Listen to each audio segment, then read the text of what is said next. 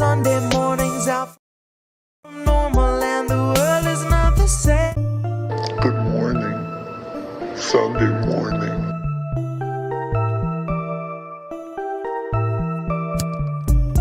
Good morning, Sunday morning.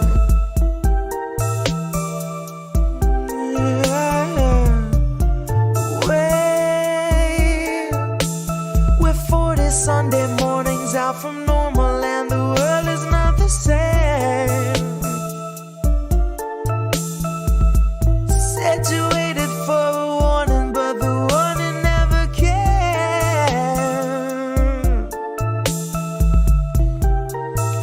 Don't shine a light in my face.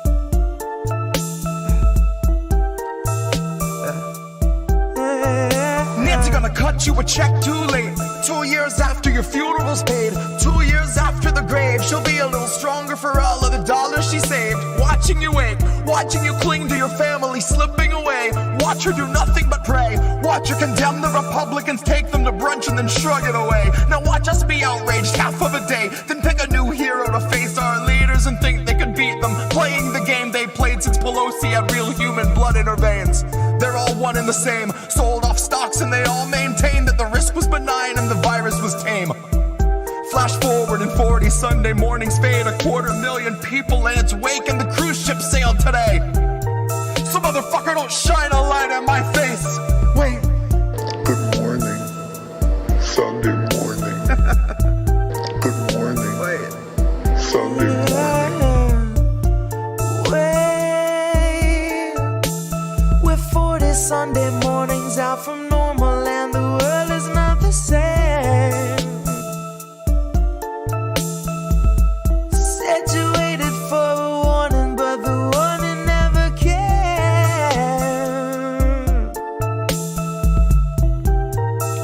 Don't shine a light in my face. Said you waited for a warning, but the warning never.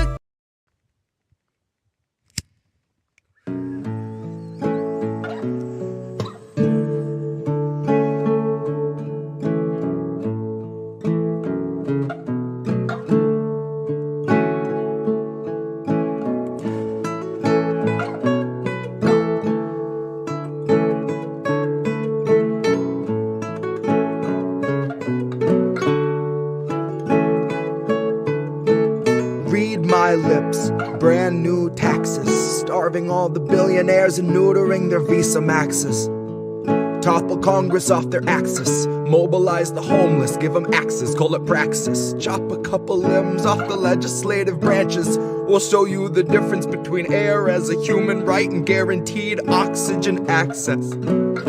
Octogenarians who barely know what day it is are culling countless citizens while sitting on a dais made of ignorance that was built on the graves of the slaves made to labor for its self-declared significance. And all to build a Congress full of millionaires who make their fortunes insider trading while they shit on all the indigent. So I got a bone to pick with our leaders and I'll start with the ligaments. Pick right through the muscle, dig the marrow out and serve it to the unhoused millions living in their minivans or watching their belongings get evicted from their tenement. I have a dream where we breach the walls of Congress and just let them in.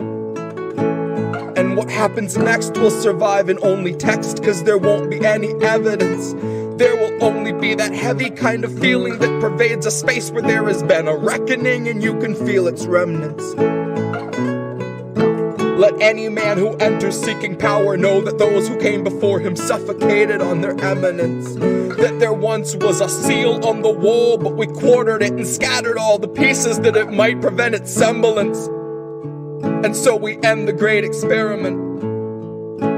We'll take all your billions, leave you 2 coins for the ferryman. Leave you drifting on a Dutchman floating derelict among the wretched seraphim. For holy is the hand that wiped the land clean of those who pose as gentlemen. That's my time, honey, cue the thunderclap and strike the theremin. And so we end the great experiment.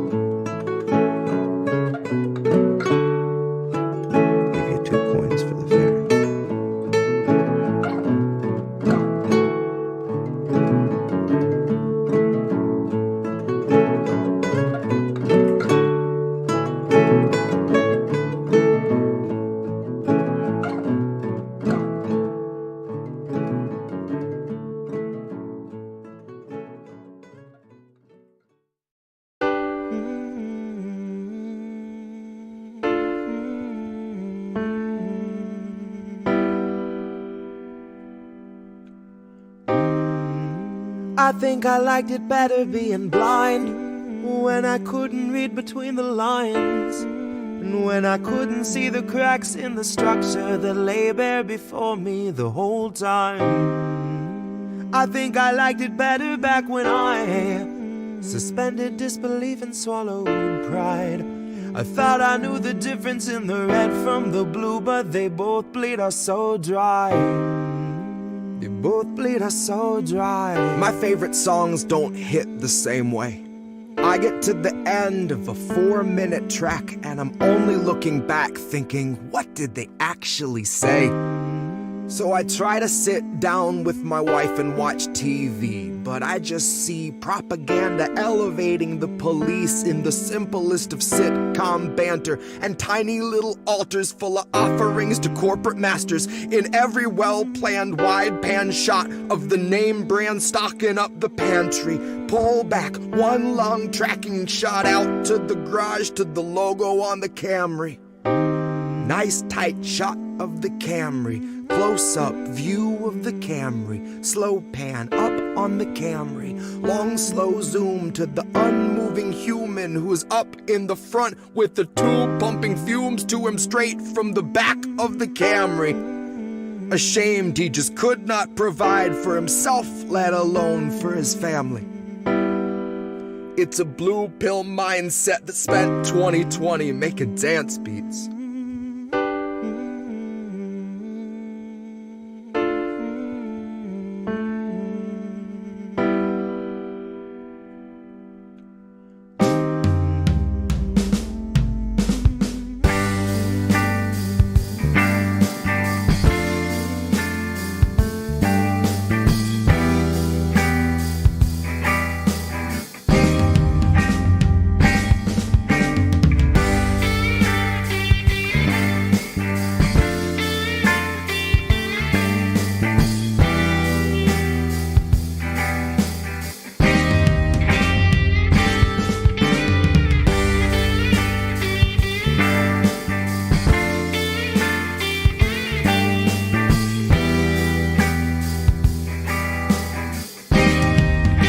I think I liked it better being blind, when I couldn't read between the lines, and when I couldn't see the cracks in the structure that lay bare before me the whole time.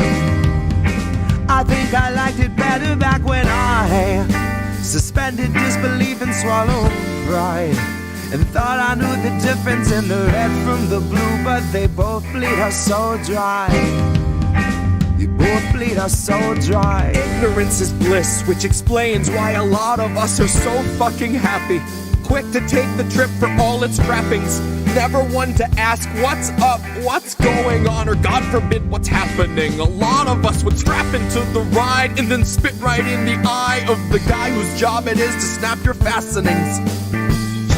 But maybe we're all born with that capacity. Maybe each of us comes standard with humor, compassion, malice, and audacity. Some of us are blind to the system, but some see it fine and say this is how it has to be. Some of us can stare wide-eyed at a nationwide human catastrophe and only offer platitudes and recipes. And I wish that I could tell myself that nothing's worth obsessing past my everyday necessities. I wish that I could cry fake news over anything that threatened me, tune out our abuses and consume a little levity. Wish that I could offer up my son a smoother destiny. Wish I had some better lessons for how best to answer questions for the things I've been perpetually questioning. But I'm too busy looking at our leaders, wondering what I might be missing from their messaging. Trying to find the reasoning to let 250,000 people meet an early reckoning. And even though I know the truth, it's hard to swallow something that's so literally sickening. Hope is ever dwindling, COVID ever beckoning. Winter slows your breathing, but your pulse is ever quickening. Even though I know the truth, it's hard to keep listening. I'm done with my epiphany, my innocence is blistering. I'd like to think I'd taste the earth before I'd ever kiss the ring. Hard to speak the truth and harder still to keep listening. Sometimes I think I miss being blind, when I couldn't read between the lines, and when I couldn't see the cracks in the structure that lay bare before me the whole time. I think I liked it better back when I suspended disbelief and swallowed pride. Thought I knew the difference in the red from the blue, but they both bleed us so dry. Both bleed us so dry.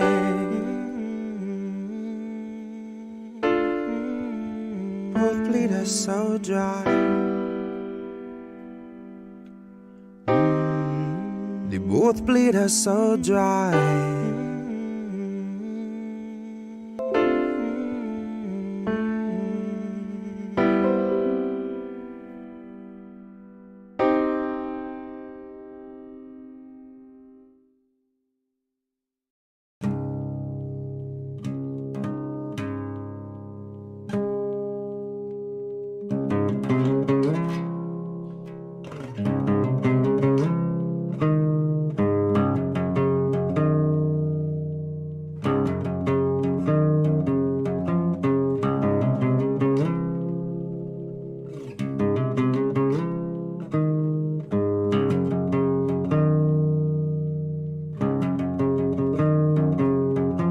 Legend says that Hercules swept Cerberus right off his feet and effortlessly set him down softly as a songbird.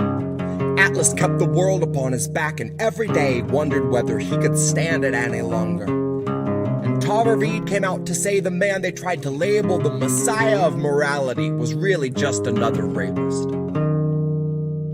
And I don't intend to hesitate when asked who was the stronger. Tara, like Assange, knew that carrying the truth would be the hardest labor.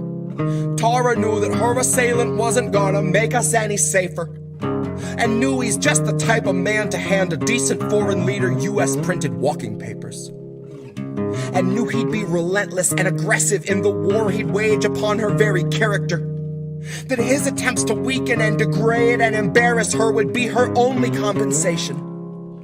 But I strongly doubt that anyone could ever have foreseen the stream of hate that came from quote-unquote progressives and the self-styled titans of survivor advocation. So if you really think there's something to be gained out of sharing your pain with the world, you are sorely mistaken. The Biden team just dragged their feet addressing Tara's allegations. Until they had a decent list of smears, then they aired them out on every station. And it turns out no one wants to hear the truth of who they praised as being worthy of such bloated liberal celebration. That no one wants to really know the person they've so valiantly defended, even when it meant they had to gloat and shit all over someone braver than they'd be if given the occasion. Now cue the faceless comment squad invasion. Cue those fuckers crawling out the woodwork to come analyze the way you wore your hair and what you wear. Like your appearance waives your rights.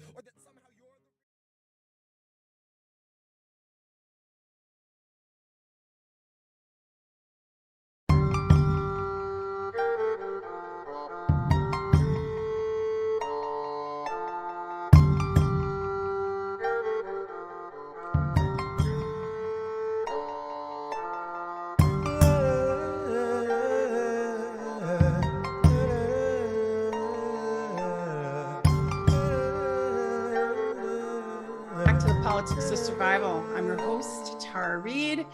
And you know, it was 4th of July. Didn't really feel like celebrating as an American citizen this year. I was feeling pretty blue, and I know a lot of people I've been interacting with have too, but I'm here to cheer up your morning. We have with us an amazing journalist and photojournalist, award-winning. She's been on the ground in so many countries, Syria, Afghanistan, Egypt. She can tell us all about it. Vanessa Beeley, welcome. And she's live from Syria. Welcome to the podcast. Thank you. Hi, Tara. It's really nice to be on with you. I wasn't in Afghanistan, by the way. Okay. I read that somewhere. It was Iraq. So, no. So give me all the countries. No. Iraq, Egypt, Palestine, Syria. Yeah, that's it, I think. That's it? That's a lot. Yeah. And you're living right now in Syria and have been, you were saying just before we came on, for how many years? Since October 2019, although even before that, I was probably spending a couple of weeks to 3 weeks every couple of months. So I was here for extended periods of time even before that. But yeah, living here since October 2019. Well, and I know that the Western media likes to try to take shots at you a bit because you're not repeating U.S. or NATO department, their War Department's talking points. So when you deviate from their talking points, they immediately pounce. I don't know if you've noticed, but yes, right? Yeah, I have noticed for like the last, I think it started in earnest in around 2018. And that's when the real campaign started, and it's been pretty relentless since then, against myself and Eva Bartlett, really. The BBC has been gunning for me for, well, actually really since 2018. But yeah, it's been never ending, but I tend to see it actually positively. I tend to see it as an opportunity because rather than actually silence us or discredit us because they have absolutely no ammunition. People recognize a hit piece or a smear job when they see it. And effectively what it did, even the BBC Mayday series, which was a 15-episode attack, pretty much on me. A number of other people were mentioned, but the majority of the episodes were focused on me and my work, and of course the OPCW scandal, and the white helmets, etc., etc. And even despite this, I mean, I had people that had not been following Syria up until that point message me and say, "Wow, I watched the Mayday series, and actually, it kind of makes you seem quite interesting. If they have to go to these lengths to try and discredit what you're saying, and when we understand that you're actually reporting from on the ground and they're reporting from London or Washington or Beirut, they're not inside Syria, then we kind of start wondering, well, hang on."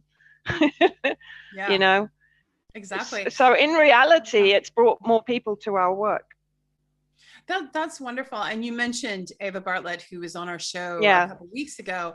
Because you are a colleague and a friend of Eva's, I wanted to ask you what's really been stunning to me is the Western media, except for doing a hit piece on Eva, has not mentioned that she is on a kill list for the Ukrainian military. And this kill list is from a website that the US State Department had deemed a terrorist organization. And yet, because it's done by the Ukrainian military, and she's one of the journalists on this list. I mean, it's just amazing to me.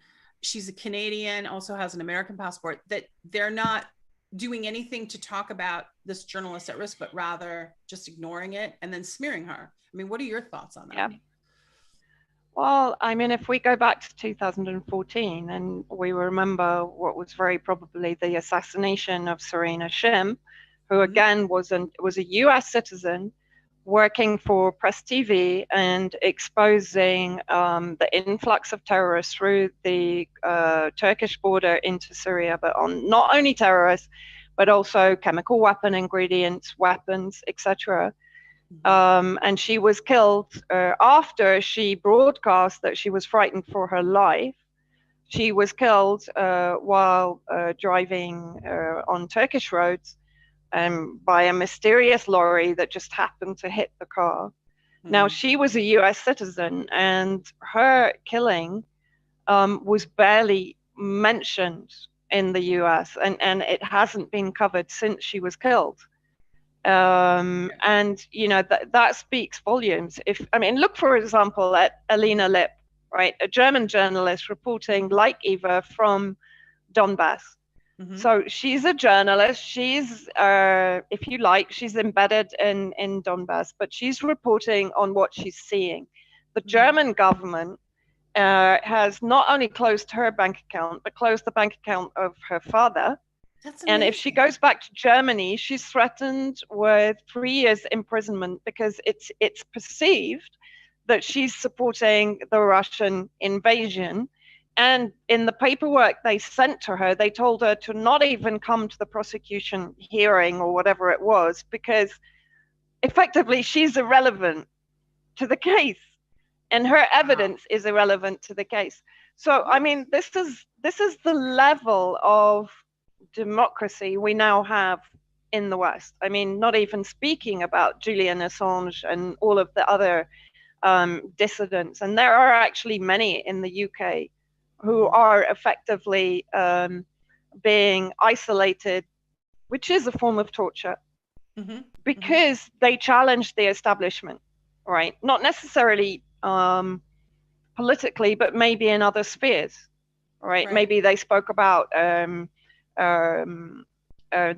aged care homes and things like that, or even the treatment of children in foster homes, the disappearance of children, etc., right? So they are dissidents in different spheres, but they are still being punished for actually challenging power. And this is where we're at now. You know, you mentioned the media. The media, in my opinion, is nothing more than a hitman for power now. Yeah. It's ceased to be anything other than this, right? It doesn't.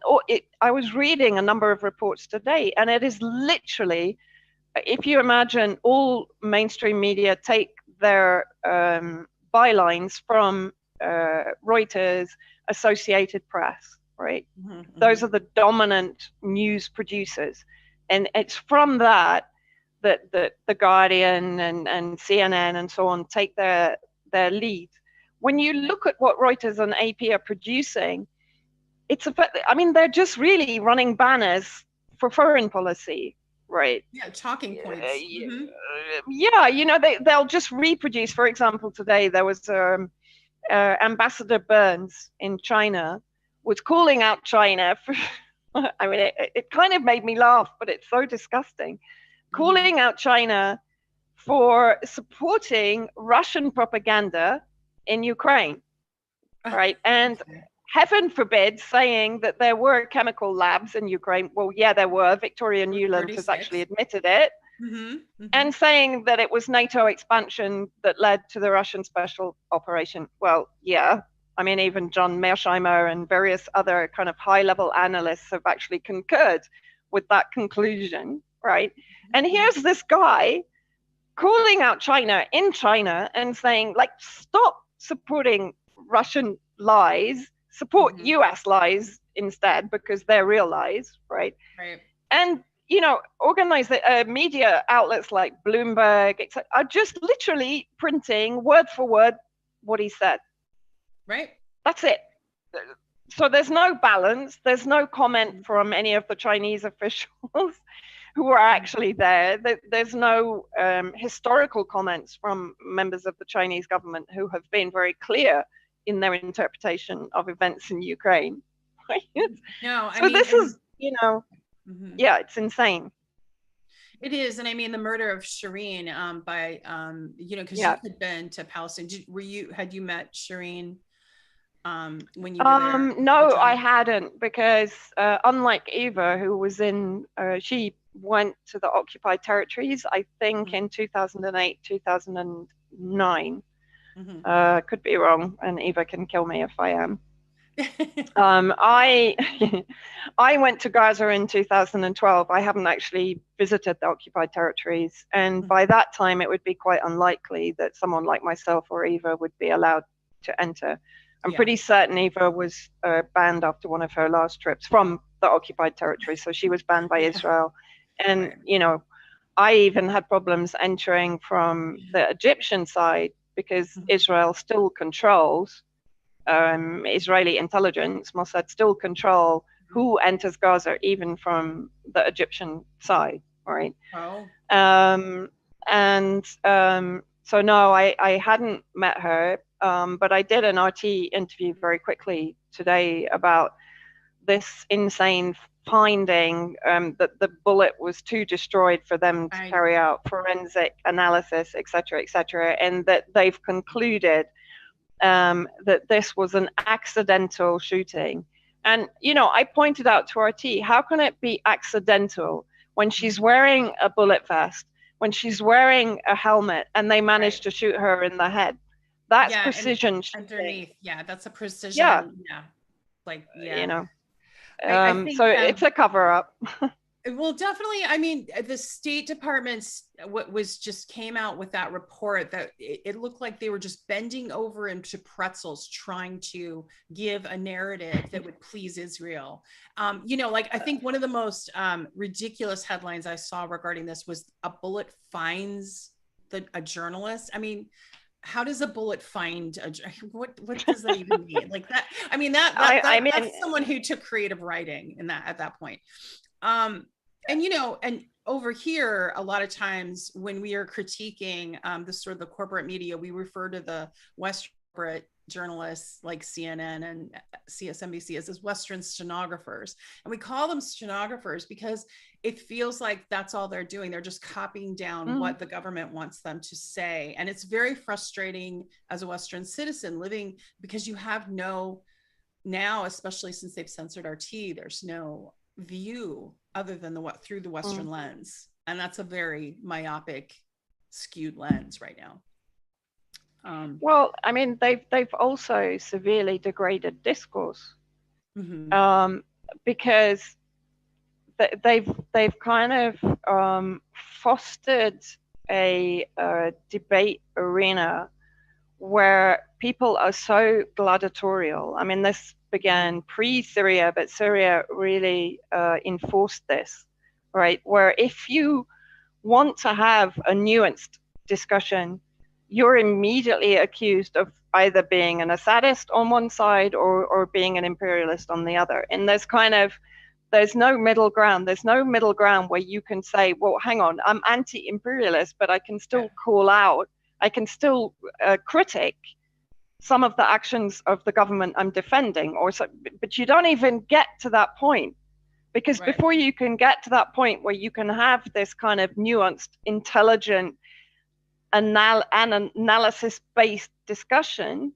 you're shot down and you end up defending yourself from these ridiculous attacks. Yeah, I've noticed, and therefore it never gets any further. It's really gotten something like, as far as, you know, well, journalists' lives are being endangered, but also their livelihoods, like you were mentioning, going after that reporter's bank account and her father's, which I don't even understand that overreach. That's bizarre. But you know, you're having it happen here with independent content creators that aren't even necessarily investigative journalists, but simply trying to lift up investigative journalists and their work, and they get demonetized, they get deplatformed, they get censored, you know. And it's been this Julian Assange, you mentioned earlier when you first came on, that was a really good point, because it's almost like the draconian way they've approached Julian Assange's, and I will say just public torture, basically, for publishing the truth of war crimes of the empire. For doing that, it's almost like it opened the door for all this, the rest of it, how, you know, set this precedent of how now it's going to be for, you know, if you have a different view. Yeah, absolutely. I mean, if we go back to the Iraq War, which I think was probably the last time that dissent was to some degree allowed, right? I mean, everyone remembers the marches on the streets of the UK. We haven't seen that since then.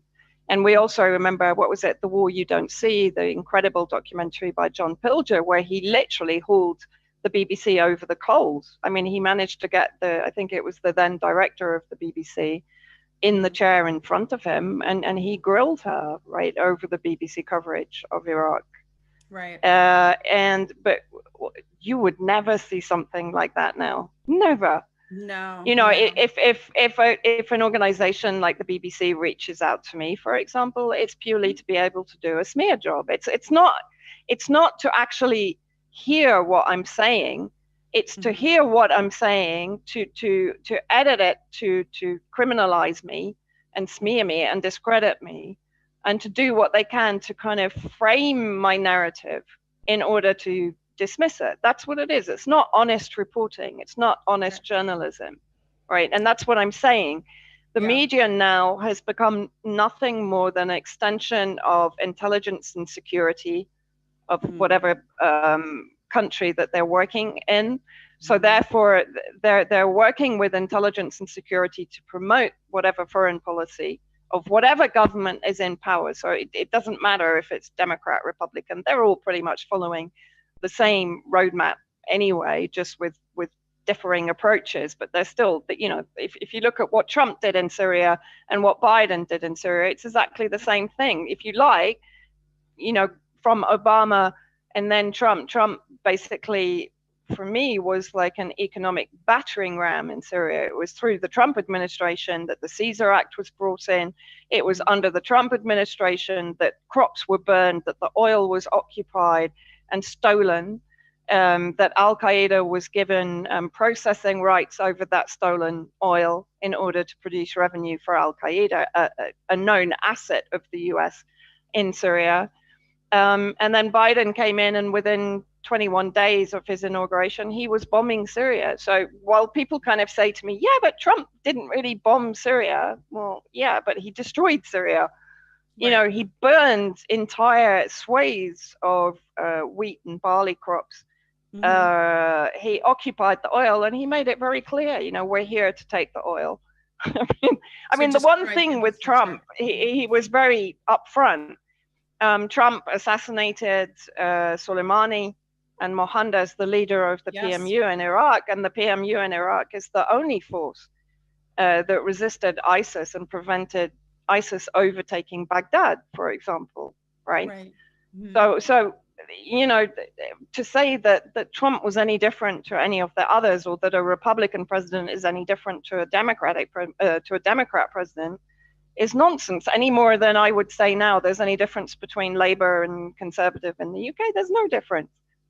You know, you've hit it right on the head. We've been having discussions about the fact that there is there's an illusion of a blue team, red team in the USA, right? The blue being Democrats, the red being Republicans. But there's no difference. They're both answering to neocons and neolibs that are wanting war, profiting from war. It's the military industrial complex. It's, you know, people benefiting are like Lockheed Martin, you know, and that's why you see the heads of those, you know, Raytheon, you see them on CSNBC, but they don't even identify. They'll say they're a former State Department, blah blah blah, but they don't say, oh well, and currently I'm working for Raytheon, you know, right? So yeah, I really get what you're saying, and I wanted to kind of ask you too, if you could bring our listeners up to speed a little bit about your reporting in Syria and how that led to controversy, and like how you have navigated that. So about your work and where they can find it and whatnot. Well, basically, people can find my work. I'm still hanging on to Patreon, but I've just started my Substack, which is probably my main one now. I'm on Rockfin and a couple of others, but those are the main ones.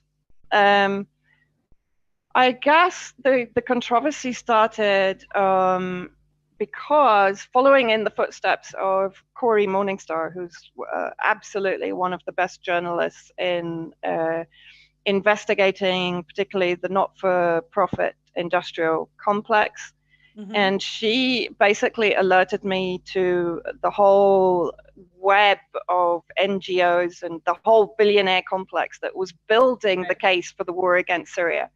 And in amongst that were the white helmets. So Cory was, if you like, the pioneer in this subject. She's often forgotten because other people have kind of piled in on it and you know, take it and done great work in taking it forward. But Cory was number one in my view. She was the first one to kind of point out the role that Avaz played, for example, the creation of Syria campaign, all of these shadowy billionaire funded organizations that were literally building the case for the regime change war against Syria. And so I sort of picked up the white helmet story and ran with it and carried out an extensive investigation on the ground in Syria, which included going to places like Eastern Aleppo immediately after liberation. And literally, I mean, you know, I wish people understood, and I'm not bigging myself up, but I mean, Eva's the same. I wish people understood how hard real journalism is. You know, in 48 degrees heat in Aleppo city, in the bombed out ruins, we were literally climbing over the disgusting, filthy rubble of Nusra Front centers covered in excrement and fleas and everything. I can't even describe it. When I remember back to that 2 weeks. Wow. Finding paperwork that they hadn't burned, and finding you know, all this document evidence and stuff that they'd left behind in order to really build the case against the White Helmets and to make the connections between this intelligence incubated organization and its role in providing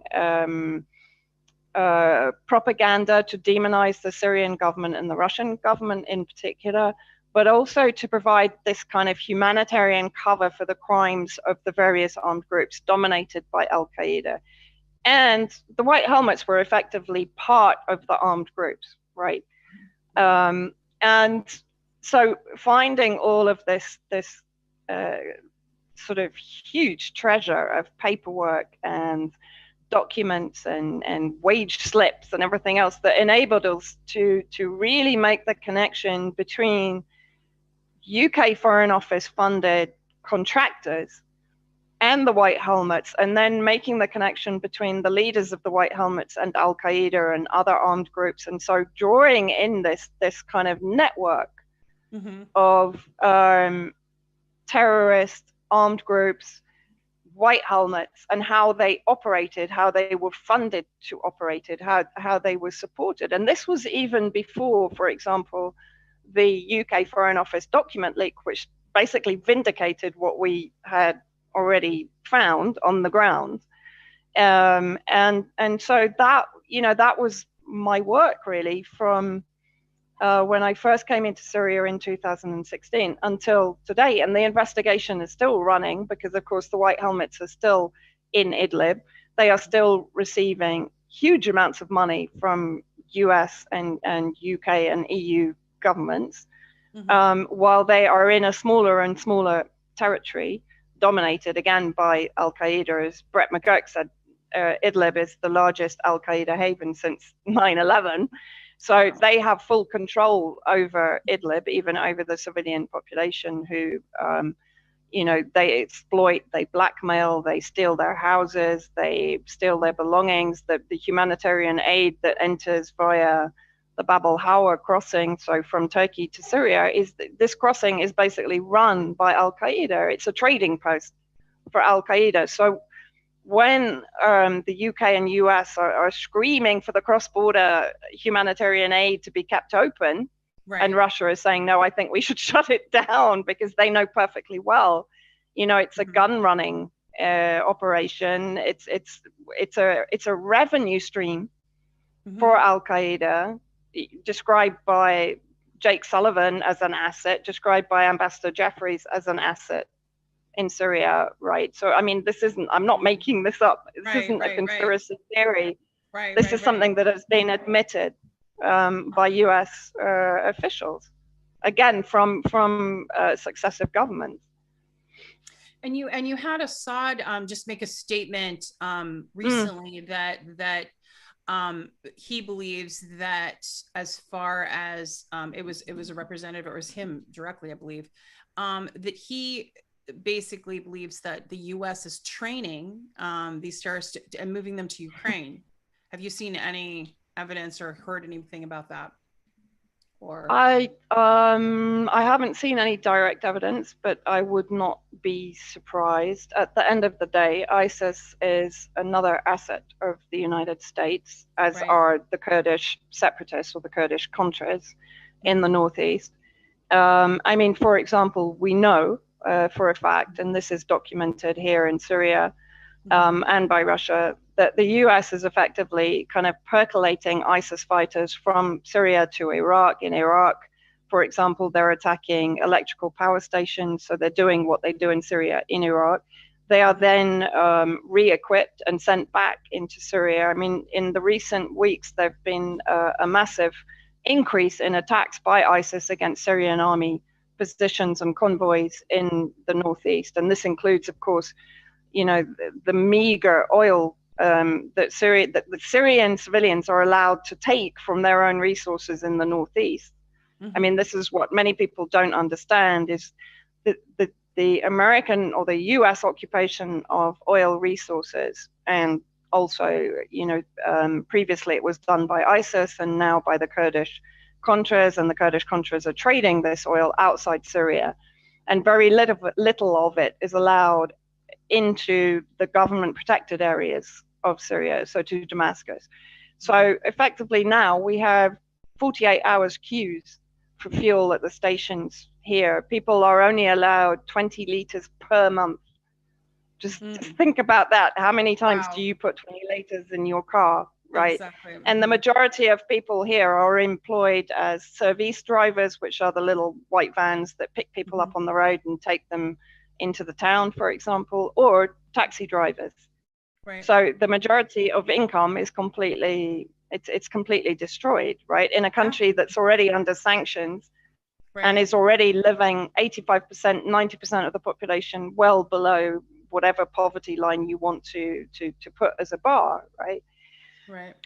So the fact that the US is moving ISIS around globally, because they've moved them to Afghanistan, they've moved them to Yemen, they've moved them to Iraq, they moved them around Syria to carry out, as I said, isolated attacks against Syrian army positions or even civilian positions sometimes.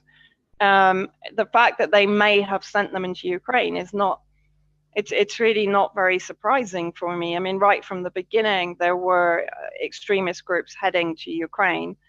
And going the other way, many of the weapons that are being sent into Ukraine, from information that we're receiving here, Syrians are buying those weapons in Ukraine and then siphoning them back into the northwest, in particular through Turkey.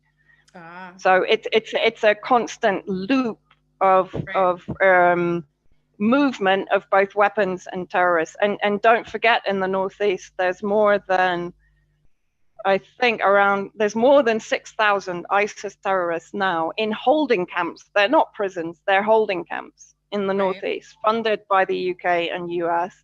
In order, this is a threat, basically, to Damascus, right? That at any moment, this little army can be released, because it is an army. It's being equipped by the United States and the whole alliance, so by the UK and EU states that form part of the US coalition that is trying to destroy Syria. And as you're watching this kind of layout on a global scale, you're watching all the kind of the virtue signaling of the yellow and blue flags, and a lot of Western European countries talking about refugees, Ukrainian refugees, whatever. But you've been to Yemen. Could you talk a minute for our listeners? Because no, I haven't. Again, in the West have nothing, hear nothing about Yemen. Could you talk a little bit about that and your take on that? I haven't been to Yemen yet. I'm trying all the time, but since Sana'a airport was shut down, I wasn't able to. But since 2015, I followed Yemen pretty closely, and in 2016, I was included in a UN panel of Yemenis trying to raise awareness about the Saudi coalition genocidal campaign against the Yemeni people. And that includes, of course, the UN partaking in this genocide through Resolution 2216, which was based on the legitimacy of President Mansour Hadi, who not only resigned, not only had he overextended his GCC mandate by 1 year, and he still hadn't achieved any of the constitutional reforms that he had committed to as part of his being made president. He actually resigned in February 2015, twice, actually. And so Resolution 2216 is based on an illegitimate president who had effectively resigned his position and who had overextended his mandate anyway. His mandate was finishing and it already overrun by 1 year, okay, and who left the country and called for Saudi Arabia to bomb his own country once he left, okay. So, and originally Resolution 2216 was against 5 named individuals, sanctions against 5 named individuals.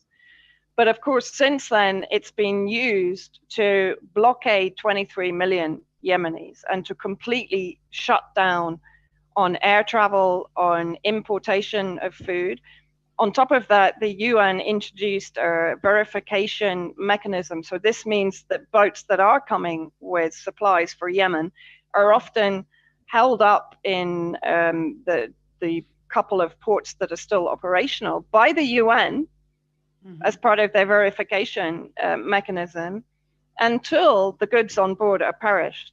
So by the time they even arrive in Yemen, they're completely perished. I mean, I've done a number of interviews with the health minister in Yemen, and it's horrifying. That's horrifying. How he describes the UN role and UN agencies' role in effectively running a starvation genocide. And what kills me, you talk about media. You know, the media all the time is weeping these crocodile tears and you know, sort of beating themselves up about the worst humanitarian disaster. But they never tell you who's responsible. Right. You know, it's just like the Yemenis are just starving, right? Nobody's actually doing this to them. Right. And they're not holding anyone responsible. Not any of the, as you said, Raytheon, BAE, British Aerospace, all these organizations that are supplying arms, the countries that are fueling Saudi planes, that are providing cluster bombs. It's US cluster bombs that are being used against civilian targets by this, which are outlawed, but they're using anyway. Same in Ukraine. France is supplying cluster bombs to the Nazis to be used against civilian positions in Donbass. Exactly the same. You know, international law only applies one way. Right. Rules-based governance, US rules, and everybody else has to comply. That's it. International law doesn't apply to the US. It only applies to the enemies of the US. That's it.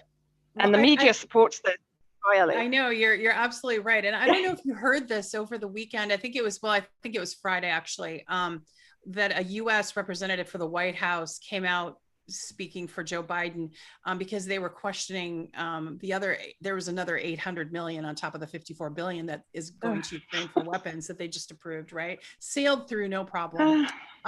Meanwhile, like in America right now, we're in an economic downturn that's so staggering. I mean, everyone's noticing it unless you're, one of the super rich. But anyway, this spokesperson had said they were, that this would take as long as it took, as long as it was necessary, because they're protecting the neoliberal world order, the liberal world order, excuse me, not neo. I put in right. Okay. the liberal world order. And I was like, that sounds scary.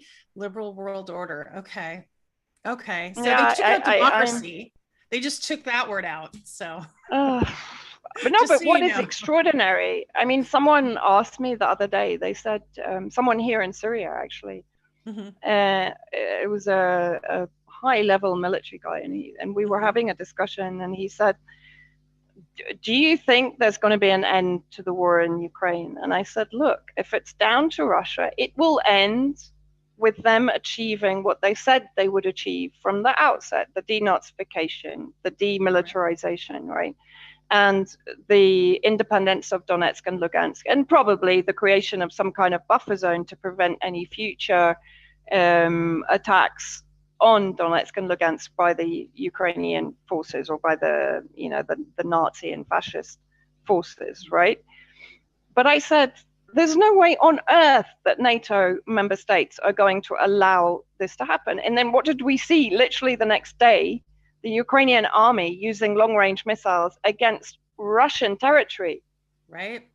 So it's almost like I said it, and then literally the next day, and this. So what is this going to do? It will escalate. Yeah. Right.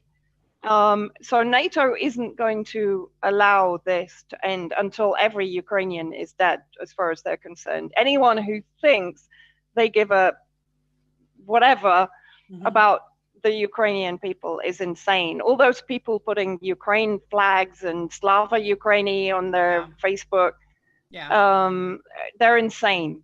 Yeah. Because what are you doing? You're actually sustaining the war.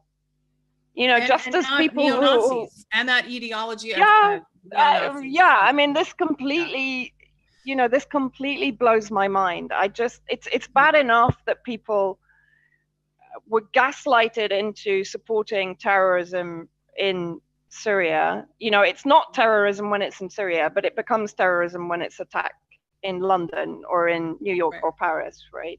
Mm-hmm. It's the same guys that are perpetrating those attacks who are murdering and massacring civilians here in Syria.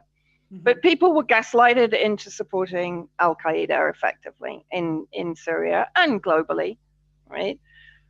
But the fact that, and then we went through the kind of the COVID hiatus when people were gaslighted into basically giving up all their autonomy, all their health sovereignty, right? Mm-hmm. All their informed consent, everything they just threw away. And now we're in a position where people are effectively supporting Nazism. Yeah, absolutely. Right. You know, And I think as you see this kind of play out, because we're on the ground in it right now, so we're kind of in the middle of it.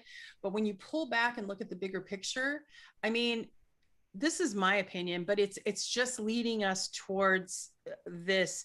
The West really wants the unipolar world and will not let go of power, and it will destroy anyone in its path that tries to bring a multipolar world, which is the reality that and think of how it would be if the West did cooperate and we had innovation and we had partnerships instead of war, right? But instead, is this grasping? You know, look, you know, again, I have this discussion all the time, particularly in relation to the Great Reset and the WEF and all of this kind of negative technocracy, right? Mm-hmm. But a friend of mine said something that really made me think. He said, look, technology isn't going to stop advancing. That's impossible. But it can be used for good. It's just we're kind of programmed into, because it is generally used for bad, we're in this paradigm of believing it's all bad, right? Yeah. But you're right. If there was cooperation, if there was collaboration for the benefit of mankind, heaven forbid, you know, then we would be in a very different place. We wouldn't have the majority of the world bombed out and devastated and pushed back to the Dark Ages, which is what the US has been doing for 200 years.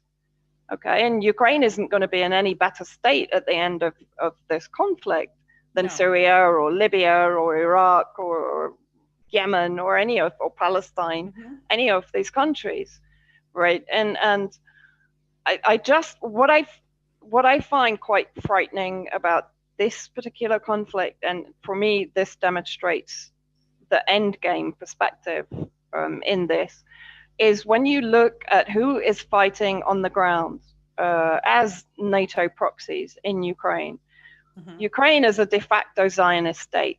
Right. Mm-hmm. The majority of IDF high-level commanders, the majority or many of Israeli leadership came from Ukraine. Golda Meir came from Kiev. Odessa was known as the Gate of Zion. This goes back through history, the collaboration between Nazism and Zionism in Ukraine. Wow. So you have the collaboration of Nazism and Zionism, and then you have the influx by the United States alliance of Wahhabism and Muslim and Ikhwanism, the Muslim Brotherhood. So you have the Eastern fanaticism that has been weaponized through history, right? Going back to the Ottoman Empire, Germany weaponized the Turkestanis, which then of course became the Uyghurs, against Britain and France in the Middle East. So this was back in the 1920s. So you have Eastern extremism combining with Zionism and Nazism, so Western extremism and fascism with Zionism, with Eastern. So you've got them all in one place. And, you know, when you actually think about this, it's kind of scary. Then you start to understand why Russia's operation is an existential war. Mm-hmm. And I know there are people that believe that Russia and China are all in this big cabal with the US, and, you know, the war is being created in order to economically devastate the West and Europe. And I agree, that's what's happening. But my view is, and I certainly am not a supporter of really any government, because in my view, every government is open to corruption. Every government is open to violation of humanitarian law, of international law, etc. Right? Mm-hmm. Because that, on another level, is human nature anyway. So I don't have this kind of you know, savior complex about Russia or China. Right. Mm-hmm. But when you look at the Great Reset, it's Western centric. Yes. Nazism is something that has been incubated and enabled by the West. Wahhabism and Zionism, the same thing. Mm-hmm. They've been allowed to flourish by the West. Right. Right. You know, Russia's relationship with Israel is nowhere near as close as some people like to kind of talk about, right? Right. You're absolutely correct. Mm-hmm. Yeah, you know. I think it's really the other question I wanted to ask you, and then I'm going to ask Reade to see if we have any comments or questions in the chat he'd like to highlight. But I wanted to ask you about one thing I've noticed, because, you know, I'm a writer and I'm create content, but I'm not an investigative journalist. But what I'm observing about investigative journalists is all of a sudden, a lot of journalists in the West are just pro-war. There's no other word for it. They're just like they're egging on. Like if you watch any kind of White House briefing or any kind of like structural, you know, question and answer with these journalists, they're not asking, are there peace negotiations? Are there diplomatic inroads being made? They're asking, how many weapons, how much more money, when, how, you know, and it's more and more. And then you're seeing headlines like, is nuclear war, you know, really off the table? Have we, and, you know, they're pushing that whole narrative. Pretty scary headlines in some of them, where they're toying with, you know, what they call limited nuclear war, which we know there is no such thing. What is your, when you see, because you talk to some of the other fellow journalists, what are you hearing, and what is going on? What is the consensus with some of these Western? Yeah, I mean, I really rarely get to have a civilized conversation with anyone in mainstream media. Okay. Because one, I don't not have even down at the pub or anything like that. Okay. No. All right. I thought like at the more likely pub restaurant they would drop down the. Oh God, no! They're more likely to spike my drink, I think. No, I mean it's very rare. It's very rare. I mean, God, are there any old-fashioned journalists? There's a few. I mean, I'm thinking more UK. I can have a civilized conversation with someone like Peter Oborne, for example, because, you know, he's what I call a real old school journalist, and we disagree on almost everything, but at least we can kind of have a civilized discussion about it. I mean, I've kind of met up with him in Syria when he came, and, you know, we sat down and had a really kind of interesting conversation, but that is rare. I mean, especially with what I call these modern day disinformation babes that BBC employs, you know. I mean, they're fresh out of journalist school, they're ambitious, they're career minded, and they just do what they're told. They have no idea what they're talking about. They have never set foot in Syria, most of them, you know, and they just kind of get swept up in the story that they're given, and then they kind of get emotionally invested in it. Right. And they're afraid to kind of step out of line or to ask difficult questions because that's their career finished. So and then they're in the system, they're on the conveyor belt. And those kind of people you just can't get through to. Yeah, and I think, you know, even with independent journalists here in the US that try to lift content, and I don't want to name any names in particular, but they'll present themselves as anti-imperialists or whatever, and they do give that content, but yet they'll avoid other content that's really crucial and really, and because they avoid it because they'll lose access with their other, it's just this fear. It's just come to this point where you will literally get demonetized, deplatformed, whatever, you know, and I, you know, since I'm constantly called the villain in the West, I don't, you know, it doesn't affect me, right? So I don't care, but like for other, I don't know, those content creators or those independent journalists, if you want to call them that, they seem fearful about really covering the truth. So I really admire, you know, people like Ava, people like you, Wyatt Reade, and others that are just down on the ground and really trying to bring truth. So what is your kind of, could you talk a little bit briefly about your path forward right now and what projects you're working on and things like that? Well, I mean, here in Syria, we're kind of on a bit of a precipice because we've got Turkey amassing troops in the north, and the Syrian military is moving troops to Manbij, which is kind of north, but in the center. So not in the Idlib area, not in the northeast area, but if you imagine the Euphrates, it's west of the Euphrates, but to the north. So the Syrian army is moving reinforcements up towards the Turkish border.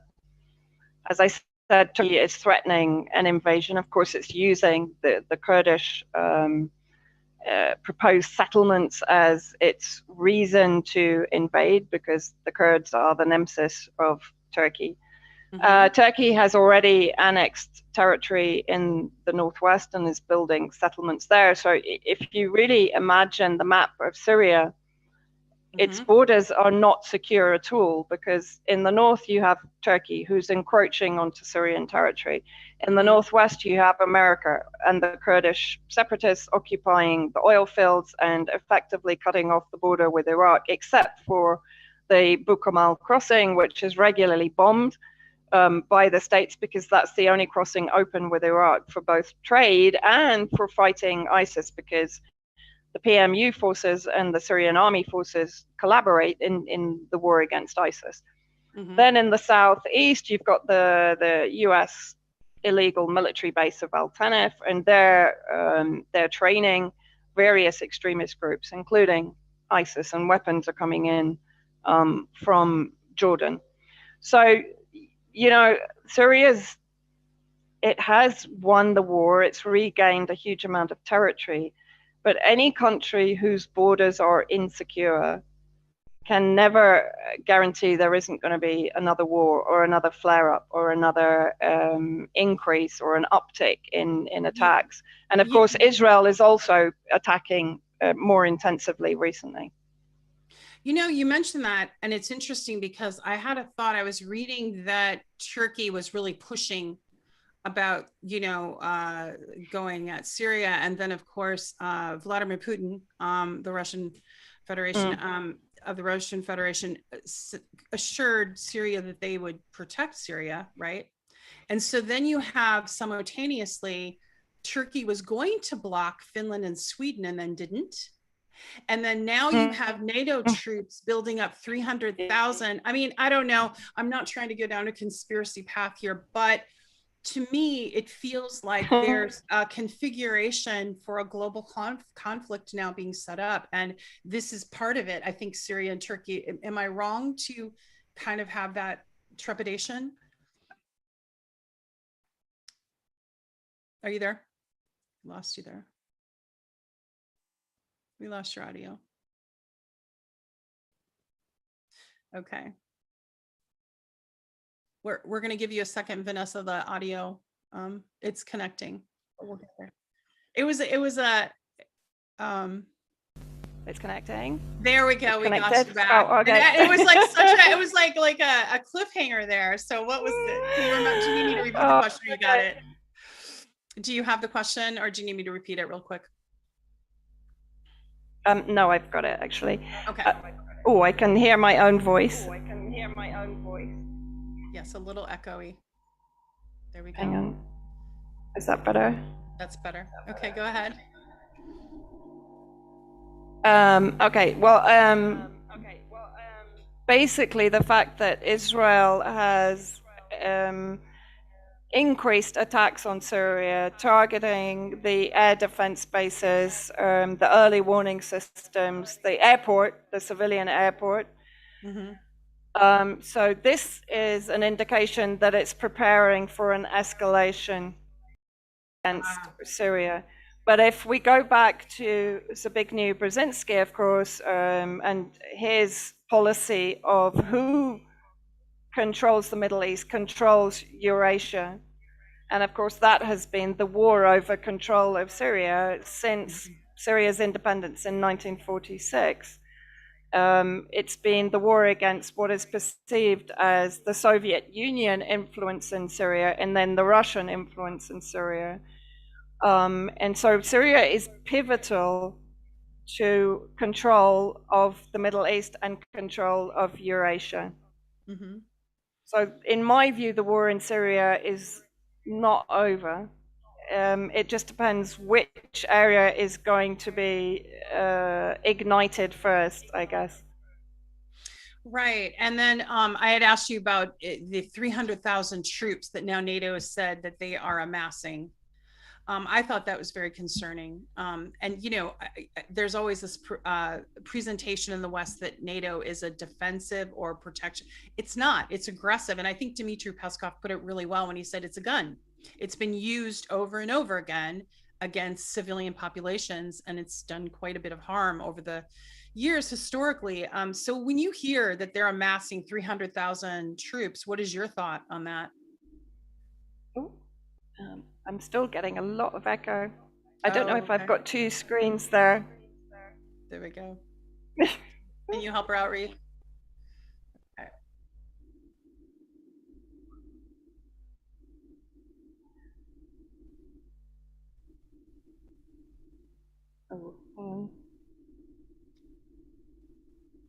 Oh, okay.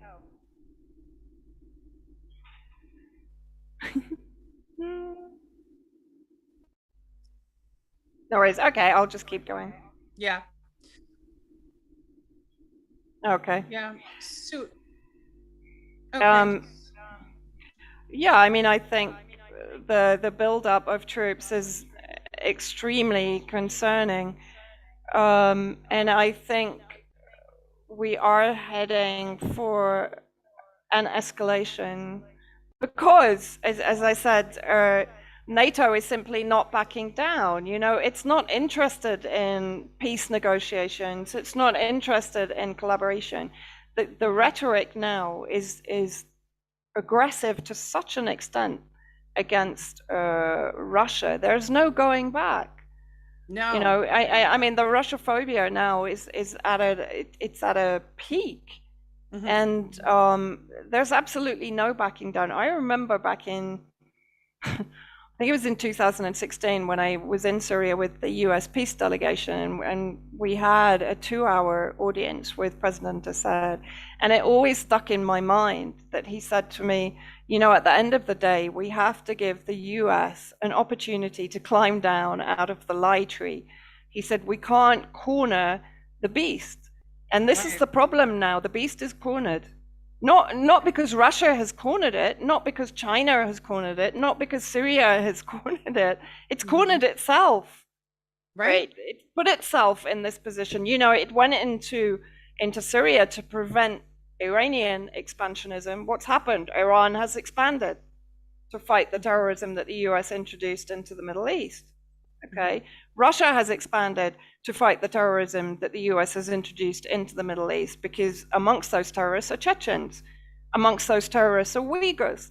So it's in Chinese interest to come to the aid of, to a lesser degree than Russia, certainly militarily, but in the UN through the vetoes, etc. China has been instrumental in protecting Syria, right? So everything that the US and the UK and the EU were trying to prevent is happening because of their actions, not because of the actions of the countries they're targeting, but of their actions. Right, exactly. A self-fulfilling prophecy, so Yeah. to speak, but also self-aggrandizing. In other words, it's lining the pockets of certain elites, not the American citizens, obviously.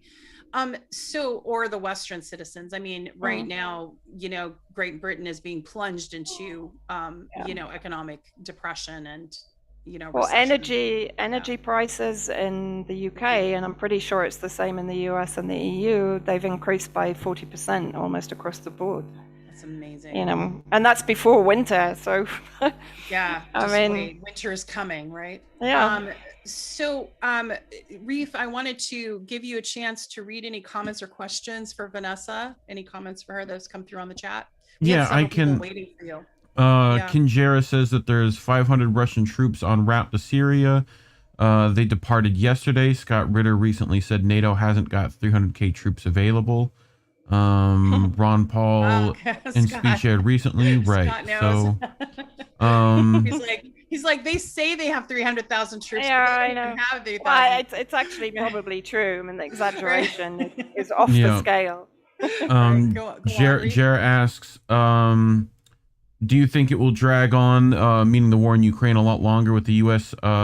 Perversely telling Zelensky to keep waiting to sue for peace? I'm betting you probably agree there. Russia wanted Turkey to stop interfering in Syria over the last couple of days. I'm trying to look for anything other specific. A fascist government needs fascists to help maintain control, so it's understandable we would cultivate fascist attitudes. Yeah. Well, thanks. I thank thanks everyone for who's been tuning in, and I know some people even tuned in early because they were anxious. So Vanessa, you definitely have people that are supporting your work. So please support Vanessa's work, and I put a lot of her links down right below. So we're going to have this, and Vanessa, just so you know, it's out on YouTube. Rockfin. Sometimes my YouTube gets pulled down. So Rockfin, mine too. Rumble and Odyssey. I don't know why. Regularly. Jeez, I just can't imagine. But anyway, speaking of which, it's last question. Available. Yeah. VS Adams wanted to ask you, Vanessa, how you got started in journalism. If you would like to elaborate. Yeah, kind of by mistake. My journey to Gaza was sort of an odyssey. I've explained this, I think, before. My dad was a very renowned Arabist, and so I grew up in this kind of pro-Palestinian environment. And when he died, I sort of started to get much more involved. As a kid, I think it's that way for everyone. It's just my dad. Doing what he does. Right. And then when he passed away, I kind of, oh shit, why didn't I ask him all these questions when he was alive? I started to get really interested in it all. And then in 2012, I decided, okay, I'm going to go back to Egypt, because as a kid, I was in Egypt when he was there as ambassador and special envoy during after the 6-Day War. I've just given my age away there. And I was very little.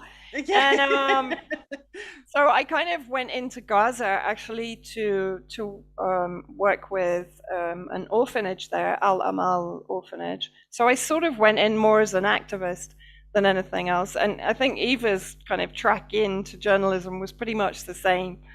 And then obviously, when you start seeing all the stuff, 2 days after I entered Gaza, and I entered through the tunnels, so I didn't have a legal way back out. Israel started bombing in 2012. I think it was a 2-week aggression then. So I was there then. Eva was there at the same time. That's when we actually met for the first time. Oh, okay. And it just developed from there. I started writing what I was seeing in Gaza. More as they love to call me, an obscure blogger. But I don't really care what I'm called. At the end of the day, I just see us as bearing witness to what's going on and what is being ignored by Western media. And that means the majority of the Syrian people who were completely disappeared in the Syrian war narrative.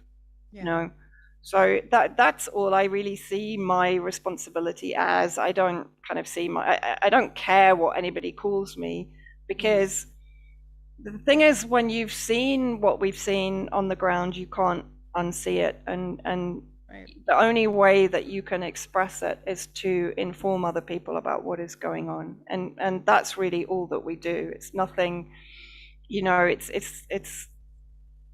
I don't see it as anything important. I just see it as something that my conscience kind of dictates to me that I need to do, because it's not being done.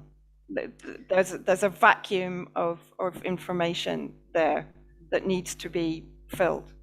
Well, I would say your work is very important, and I know it's caught my eye, and I've watched your work, and I appreciate it, and I know many others do. There was a lot of enthusiasm for you coming onto the show, so thank you. It was such an honor to have you, and you know, and have this time with you. And also, it's great that you and Ava have that collegial connection as well, because there's, I mean, not a lot of support for real investigative journalists doing, you know, pushing back on, you know, these military complex narratives, you know, and trying to bring truth. I know it's a struggle.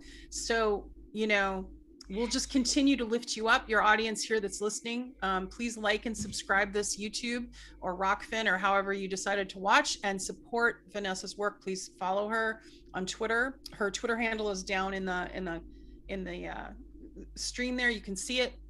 And so Vanessa, I'll be signing up for your Substack, and so everyone should do that. Substack is great. It's I only got into it recently. Actually, I'm really bad at all these different platforms. I know, but we have to kind of platform. I know. The censorship. It's like whack-a-mole, isn't it? Yeah. But all right. Any parting thoughts before we depart here? No, I mean, just to say thank you for having me on, and that I really appreciate the work that people like you are doing to provide a platform for other independent journalists, because it's actually really important with the dwindling Google controlled network of platforms, you know, and social media. It's really important that these independent areas for discussion come to light and are supported also. You know, the two, it's a synergy. We can't do our work unless someone's there to actually amplify what we're saying. So hugely appreciated. Thank you. Well, thank you. All right. Well, you have, I know it's evening there. You have a good evening, and we'll talk again soon. I'll have you on again. And everyone who's listening, thank you so much for your support, and we'll see you next time. There you have it. Good day.